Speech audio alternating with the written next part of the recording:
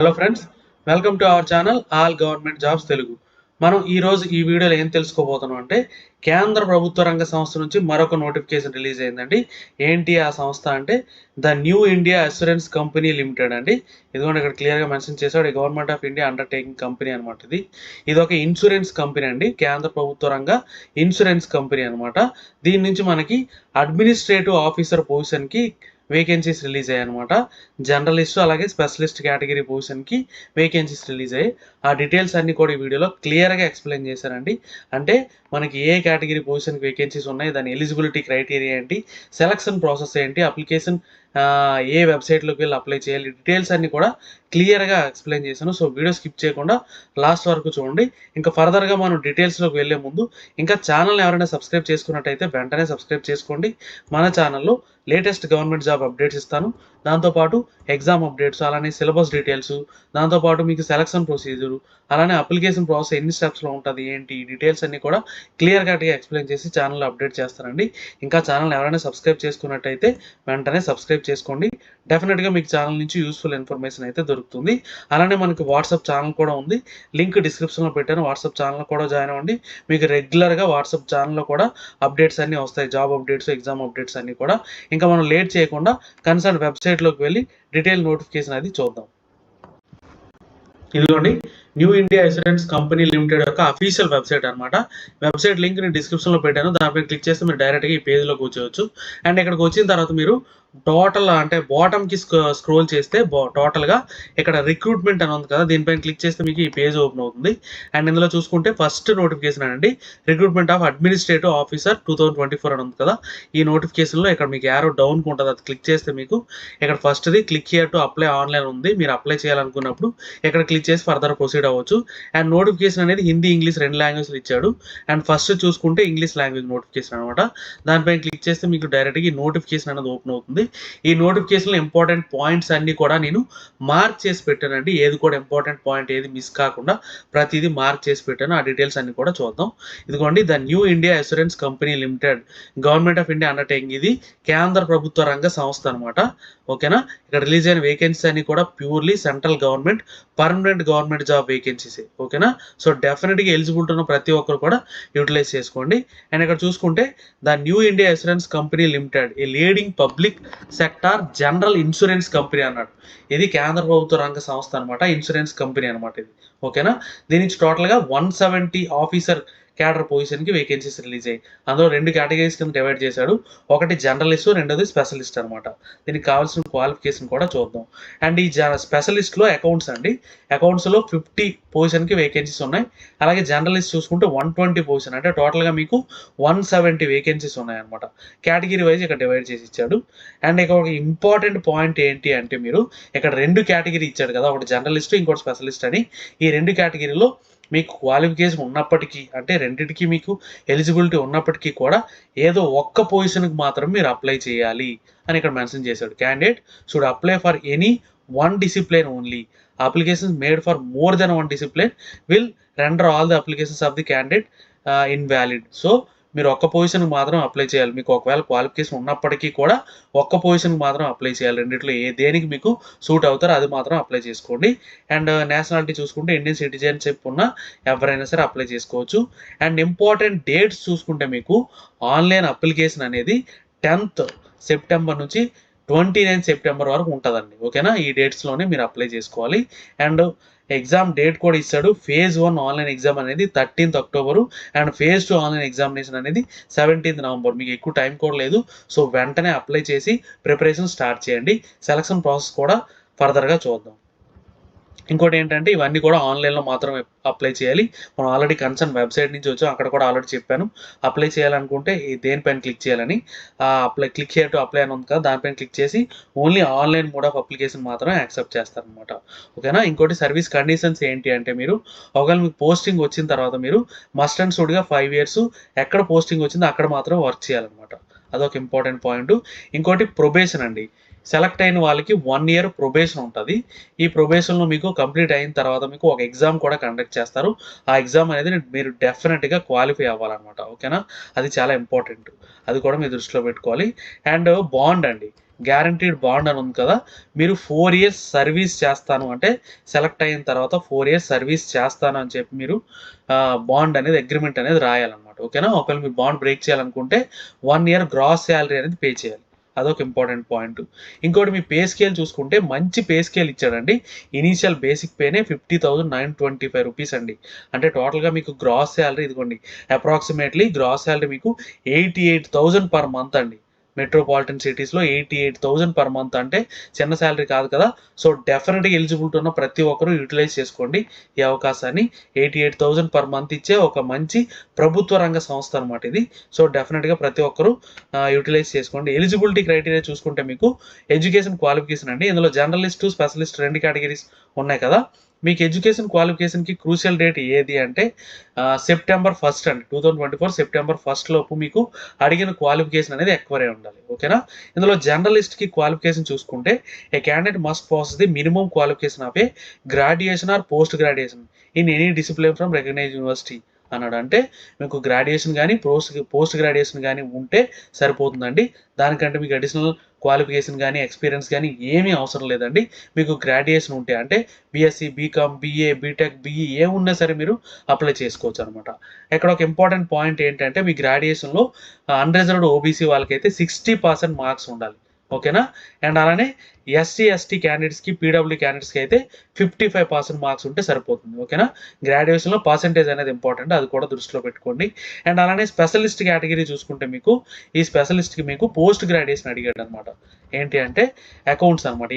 ఈ స్పెషలిస్ట్లో అకౌంట్స్ పొజిషన్కి మీకు చార్టెడ్ అకౌంటెంట్ ఉండాలండి. ఓకేనా. గ్రాడ్యుయేషన్ తర్వాత చార్టెడ్ అకౌంట్ ఉండాలి. లేదు అనుకుంటే ఎంబీఏ ఫైనాన్స్ కానీ పీజీడిఎం ఫైనాన్స్ కానీ ఎంకామ్ కానీ ఈ మూడిట్లో ఏ ఉన్నా సరే మీరు అప్లై చేసుకోవచ్చు. ఓకేనా. అంటే మీకు చార్టెడ్ అకౌంట్స్ కానీ లేదు అనుకుంటే ఎంబీఏ ఫైనాన్సు, పీజీడిఎం ఫైనాన్సు లేదు ఎంకామ్ ఉన్నా సరే మీరు అప్లై చేసుకోవచ్చు. ఎక్కడ కూడా క్వాలిఫికేషన్ సేమ్ అండి. అన్రిజర్వ్డ్ ఓబీసీ వాళ్ళకి 60%, అలానే ఎస్సీ ఎస్టీ పీడబ్ల్యూ వాళ్ళకి 55% క్వాలిఫికేషన్ అంటే మార్క్స్ అనేవి ఉండాలి. డెఫినెట్గా పర్సెంటేజ్ అనేది ఉండాలి. ఇక్కడ 2 కేటగిరీలో జర్నలిస్ట్ కేటగిరీకి అయితే గ్రాడ్యుయేషన్ పోస్ట్ గ్రాడ్యుయేషన్ ఏమున్నా పర్లేదు. బట్ అకౌంట్స్ స్పెషలిస్ట్ కేటగిరీకి అయితే మాత్రం పోస్ట్ గ్రాడ్యుయేషన్ అనేది ఉండాలన్నమాట. అదొక ఇంపార్టెంట్ పాయింట్. ఇక్కడ మీకు ఆల్రెడీ చెప్పాను కదా, రెండింటికి మీకు ఎలిజిబిలిటీ ఉన్నా సరే ఏదో ఒక్క పొజిషన్ మాత్రమే అప్లై చేయాలి. అండ్ ఇంకొక పాయింట్ ఏంటంటే మీకు 60% మార్క్స్ అడిగారు కదా అంటే జనరల్ ఓబీసీ క్యాండిడేట్స్ వాళ్ళకి 59.99 కింద వచ్చినా సరే ఆ 60% కంటే లెస్ దాన్ కింద ట్రీట్ చేస్తారు. వాళ్ళకి కూడా ఎలిజిబిలిటీ ఉందో అదొకటి కూడా మీ దృష్టిలో పెట్టుకోండి.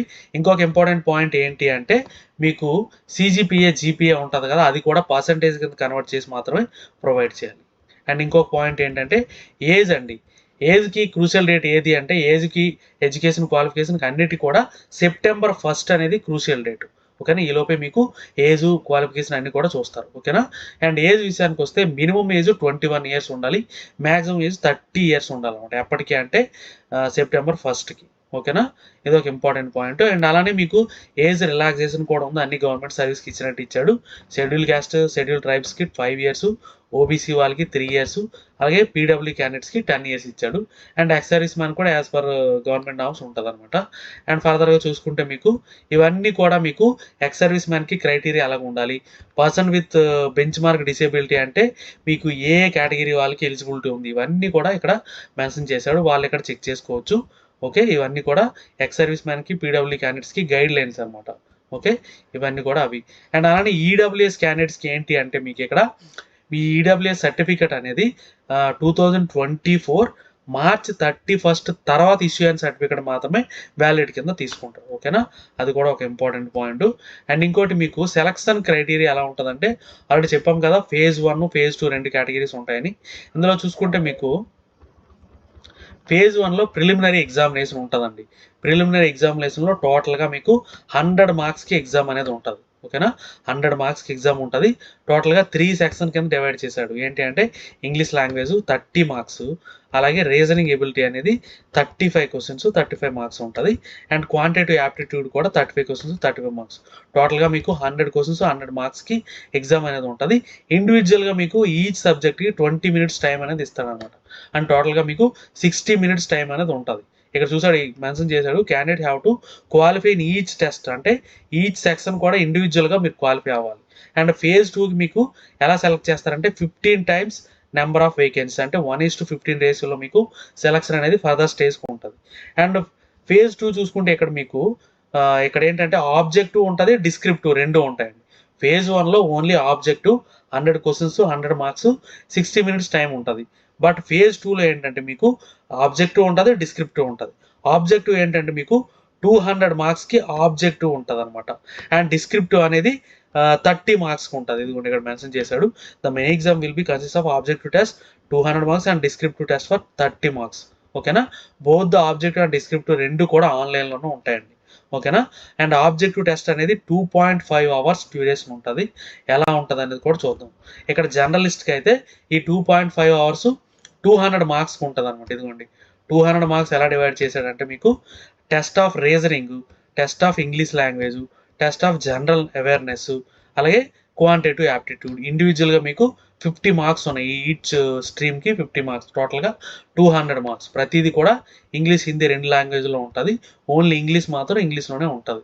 అండ్ మీకు ఇండివిజువల్ టైం కూడా ఇచ్చాడు.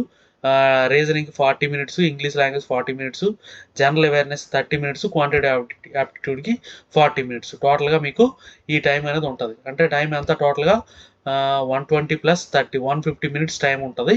200 క్వశ్చన్స్ అనమాట. ఓకే. అలాగే స్పెషలిస్ట్ కేటగిరీ చూసుకుంటే ఇక్కడ కూడా సేమ్ అండి. ఈచ్ స్ట్రీమ్ మీకు 40 మార్క్స్ కింద డివైడ్ చేశాడు. రీజనింగు, ఇంగ్లీష్ లాంగ్వేజు, అలాగే జనరల్ అవేర్నెస్, దాంతోపాటు క్వాంటిటేటివ్ యాప్టిట్యూడ్, అలాగే మీ అకౌంట్స్కి సంబంధించింది ఇంకో 40 మార్క్స్, టోటల్గా 200 మార్క్స్. ఇక్కడ కూడా సేమ్ అండి. టైమింగ్ అనేది ఇండివిజువల్గా ఈచ్ స్ట్రీమ్కి డిఫరెంట్గా ఇచ్చాడు. ఓకేనా. అండ్ ఇలాగే దీంతో పాటు మీకు డిస్క్రిప్టివ్ టెస్ట్ కూడా ఉంటుంది. చెప్పాను కదా ఫేజ్ 2లో ఆబ్జెక్టివ్, డిస్క్రిప్టివ్ టెస్ట్ ఉంటుంది. డిస్క్రిప్టివ్ టెస్ట్ అనేది 30 మినిట్స్ ఉంటుందండి. ఇక్కడ మీకు ఏంటంటే లెటర్ రైటింగ్ అనేది 10 మార్క్స్కి అండ్ ఎస్ఏ రైటింగ్ అనేది 20 మార్క్స్కి ఇచ్చారు. టోటల్గా 30 మార్క్స్కి 30 మినిట్స్ టైం ఉంటుంది. ఇక్కడ మీకు ఈ డిస్క్రిప్టివ్ టెస్ట్ ఏంటంటే ఓన్లీ క్వాలిఫైయింగ్ నేచరే. ఫైనల్ సెలక్షన్కి దీని మీద ఏం డిపెండ్ అవ్వదు అనమాట. ఓకేనా. బట్ ఇది డెఫినెట్గా క్వాలిఫై అవ్వాలి ఫర్దర్ స్టేజ్కి వెళ్ళాలంటే. ఇదిగోండి క్వాలిఫైయింగ్ నేచర్ కూడా ఇచ్చాడు. ఏంటంటే అన్రిజర్వ్డ్ ఓబీసీ వాళ్ళకి ఇది 15/30 అంటే 50% రావాలి. ఎస్సీ ఎస్టీ పీడబ్ల్యూ క్యాండిడేట్స్కి అయితే 30కి 13.5 వస్తే క్వాలిఫై అయినట్టు అనమాట. అంటే ఫర్దర్ స్టేజ్ ఏంటి అంటే ఫేజ్ 3 అదేంటంటే ఎంట్రీ ఉంటుంది అనమాట. ఇదిగోండి candidates are be required to qualify the descriptive test but the marks in the descriptive test will not be counted towards shortlisting the ఎంట్రీకి షార్ట్ లిస్ట్ చేయడానికి ఈ డిస్క్రిప్టివ్ టెస్ట్లో వచ్చిన మార్క్స్ అనేవి కౌంట్ చేయరు. ఓన్లీ క్వాలిఫై అయితే సరిపోతుంది. ఓకేనా. పెనాల్టీ ఫర్ రాంగ్ ఆన్సర్ అంటే మీకు నెగిటివ్ మార్కింగ్ కూడా ఉంది. 1/4 అంటే 4 రాంగ్ ఆన్సర్ రాస్తే 1 మార్క్ అనేది పోతుంది. అండ్ ఫేజ్ 3 ఏంటంటే ఇంటర్వ్యూ ఉంటుంది. ఆల్రెడీ చెప్పుకున్నాం కదా 3 స్టేజెస్లో. ఇక్కడ మీకు ఫైనల్ సెలక్షన్ ఎలా ఉంటుంది అంటే మీకు 75:25 అంటే మీకు మీరు రాసిన ఎగ్జామ్ మీద 75% అండ్ మీ ఇంటర్వ్యూ మీద 25% మార్క్స్ అనేవి కౌంట్ చేస్తారు అనమాట. ఓకేనా. ఫైనల్ సెలక్షన్ అనేది దాని మీద డిపెండ్ అవుతుంది. అండ్ ఫర్దర్గా చూసుకుంటే ఇవన్నీ కూడా జనరల్ ఇన్స్ట్రక్షన్స్ ఏనండి. అండ్ ఇంపార్టెంట్ పాయింట్స్ అని కూడా మార్క్ చేశాను. ఇందులో చూసుకుంటే మీకు ఐడెంటిటీ వెరిఫికేషన్ అంటే మీరు ఎగ్జామ్కి వెళ్ళేటప్పుడు ఐడెంటిటీ వెరిఫికేషన్ ఉంటుంది. అక్కడ రేషన్ కార్డు కానీ డ్రైవింగ్ లైసెన్స్ కానీ వ్యాలిడేట్ కింద తీసుకోరు. అండ్ బయోమెట్రిక్ క్యాప్చరింగ్ కూడా జరుగుతుంది మీరు ఎగ్జామ్కి వెళ్ళేటప్పుడు. And list of documents to be produced at the time of interview టైంలో ఏ డాక్యుమెంట్స్ తీసుకెళ్ళాలంటే the following documents in original and self attested photo copies. ఇక్కడ ఇచ్చిన డాక్యుమెంట్స్ ఏవైతే ఉన్నాయో అవన్నీ కూడా మీరు ఒరిజినల్ డాక్యుమెంట్స్తో పాటు ఒక సెట్ జిరాక్స్ తీసుకొని దానిపైన మీరు సైన్ చేసి మీరు తీసుకెళ్ళాలన్నమాట. అండ్ ఇంకొక ఇంపార్టెంట్ పాయింట్ అప్లికేషన్ ఫీజు చూసుకుంటే నాన్ రిఫండబుల్ ఫీజు అండి. ఎస్సీ ఎస్టీ పీడబ్ల్యూ వాళ్ళకి 100 రూపీస్ విత్ జిఎస్టీ అండ్ అలానే ఎస్సీ ఎస్టీ పీడబ్ల్యూ వాళ్ళకి అంటే మిగిలిన జనరల్ ఓబీసీ క్యాండిడేట్స్కి 850 రూపీస్. అంటే ఎస్సీ ఎస్టీ పీడబ్ల్యూ వాళ్ళకి 100 రూపీసు, మిగిలిన అందరికీ కూడా 850 రూపీస్ అనేది ఆన్లైన్లో మాత్రమే ఫీజు అనేది పే చేయాలి. ఓకేనా. అండ్ ఎగ్జామినేషన్ సెంటర్స్ చూసుకుంటే మనకి ఆంధ్ర తెలంగాణలో చాలా సెంటర్స్ ఇచ్చాడండి. చూసుకుంటే ఫేజ్ 1 అనేది ఆంధ్రప్రదేశ్లో మీకు గుంటూరు, విజయవాడ, హైదరాబాద్, కాకినాడ, కర్నూలు, నెల్లూరు, రాజమండ్రి, తిరుపతి, విశాఖపట్నం, విజయనగరం.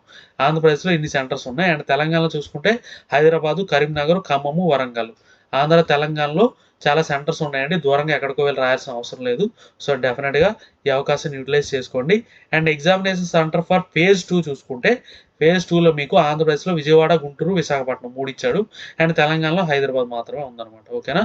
అండ్ ఫేజ్ 1లో చాలా సెంటర్స్ ఇచ్చాడు. ఫేజ్ 2లో మాత్రం కొన్ని సెంటర్స్ మాత్రం ఇవ్వడం జరిగింది. అండ్ ప్రీ ఎగ్జామినేషన్ ట్రైనింగ్ కూడా ఉంటుంది. మీరు ఆన్లైన్లో కావాలంటే అప్లై చేసుకోవచ్చు కన్సర్న్ వెబ్సైట్లోకి వెళ్ళి. అండ్ మిగిలినవన్నీ కూడా మీకు ఎలా అప్లై చేయాలని ప్రొసీజర్ ఇచ్చాడు. వీలైతే సెపరేట్‌గా అప్లికేషన్ ప్రాసెస్ వీడియో కూడా చేసుకుందాం. ఇవన్నీ కూడా మీకు ఏ డాక్యుమెంట్ ఏ సైజులో ఉండాలి, అప్లికేషన్ రిజిస్ట్రేషన్ ఎలా చేసుకోవాలి, ఈ డీటెయిల్స్ అన్నీ అవేననమాట. ఓకేనా? ఎక్కడికెళ్ళి అప్లై చేయాలి, ఏ వెబ్‌సైట్‌కెళ్ళి, అండ్ సిగ్నేచర్ ఎలా ఉండాలి, థంబ్ ఇంప్రెషన్ ఎలా ఉండాలి, ఫీజు ఎలా పే చేయాలి, ఈ డీటెయిల్స్ అన్నీ కూడా ఇక్కడ మెన్షన్ చేశాడు. థంబ్ ఇంప్రెషను, మీ డాక్యుమెంట్స్ అన్నీ ఏ సైజులో ఉండాలి, ఇవన్నీ కూడా అవే డీటెయిల్స్ అండి. మనం అప్లికేషన్ ప్రొసీజర్ చేసుకున్నప్పుడు దీని డీటెయిల్స్ అన్నీ కూడా చూద్దాం. అండ్ డౌన్లోడ్ కాల్ లెటర్ చూసుకుంటే మీరు కన్సర్న్ వెబ్సైట్, ఆల్రెడీ మనం వెబ్సైట్ నుంచి ఎక్కడికి వచ్చాం ఆ వెబ్సైట్లోకి వెళ్ళి డౌన్లోడ్ చేసుకోవాలన్నమాట. అండ్ రెగ్యులర్గా చెక్ చేసుకోండి. అండ్ ఇంకొక ఇంపార్టెంట్ పాయింట్ ఏంటి అంటే, మీరు అప్లై చేసేటప్పుడు వ్యాలిడ్ డాక్యుమెంట్స్ అవి కూడా ఇవ్వండి. అంటే valid email ID, mobile number కూడా ఇవ్వండి. ఎందుకంటే మీరు అప్లికేషన్ ఈ త్రూ అవుట్ రిక్రూట్మెంట్ ప్రాసెస్ మీకు సెలక్షన్ డీటెయిల్స్ ఏమి రావాలన్నా మీరు ఇచ్చిన ఈమెయిల్ ఐడి, మొబైల్ నెంబర్ మాత్రం వస్తుంది. ఓకేనా? ఇంకోటి, మీ అప్లై చేసిన తర్వాత డే టు టైం ఇవన్నీ కూడా మీ ఎగ్జామినేషన్ డీటెయిల్స్ అన్నీ కూడా మీకు కన్సర్న్ వెబ్సైట్లో పెడతాడు. ఓకేనా? అండ్ ఫర్దర్గా చూసుకుంటే, ఇదిగోండి ఆల్రెడీ చెప్పాను కదా, valid email ID, mobile number ఇవ్వండి. ఎందుకంటే మీకు రిక్రూట్మెంట్ ప్రాసెస్ అంతా కూడా మీరు ఇచ్చిన డీటెయిల్స్ మీద మీకు కమ్యూనికేషన్ అనేది జరుగుతుంది అనమాట. ఓకే? అండ్ ఫర్దర్గా చూసుకుంటే మీకు ఫైనల్ మెడికల్ అనేది ఉంటుంది. మెడికల్ తర్వాతే మీకు సెలక్షన్ అనేది ఉంటుంది. అండ్ దాంతోపాటు మీకు candidate should apply for any one discipline. Already చెప్పుకున్నాం కదా, ఓన్లీ వన్ డిసిప్లిన్కి మాత్రమే అప్లై చేయాలి. మోర్ దెన్ వన్ డిసిప్లిన్ అయితే మీ క్యాండిడేట్స్ అనేది రిజెక్ట్ చేస్తారు. ఇవన్నీ డీటెయిల్స్. ఏమైనా డౌట్స్ ఉంటే కమెంట్ చేయండి, డెఫినెట్గా క్లారిఫై చేస్తాను. వీడియో నచ్చితే లైక్ చేయండి, మీ ఫ్రెండ్స్కి షేర్ చేయండి. ఛానల్ని సబ్స్క్రైబ్ చేయడం మర్చిపోకండి. Thank you so much.